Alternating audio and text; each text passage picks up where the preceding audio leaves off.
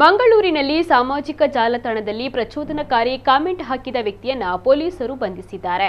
ಮಂಜೇಶ್ವರ ಮೂಲದ 41 ವರ್ಷದ ಗಣೇಶ್ ಪ್ರಸಾದ್ ಬಂಧಿತ ಆರೋಪಿ 2026ನೇ ಜನವರಿ ತಿಂಗಳಿನಲ್ಲಿ ಮಂಗಳೂರು ನಗರದ ಇಂಡಿಯಾನಾ ಕನ್ವೆನ್ಷನ್ ಸೆಂಟರ್ನಲ್ಲಿ ನಡೆದ ಕಿರಾತ್ ಅಂದ್ರೆ ಕುರಾನ್ ಪಠಿಸುವ ಸ್ಪರ್ಧೆಯ ವಿಡಿಯೋ ಸಾಮಾಜಿಕ ಜಾಲತಾಣದಲ್ಲಿ ವೈರಲ್ ಆಗುತ್ತಿದ್ದಂತೆ ಈತ ತನ್ನ ಫೇಸ್ಬುಕ್ ಖಾತೆಯಿಂದ ಮಕ್ಕಳ ತಲೆಯನ್ನ ಬ್ರೈನ್ ವಾಶ್ ಮಾಡಿ ನಾಳೆ ದೇಶಕ್ಕೆ ಬಾಂಬ್ ಇಡೋಕೆ ಕಳಿಸೋದು ಅಷ್ಟೇ ಎಂದು ಪ್ರಚೋದನಕಾರಿಯಾಗಿ ಕಾಮೆಂಟ್ ಅನ್ನು ಹಾಕಿದ್ದಾನೆ.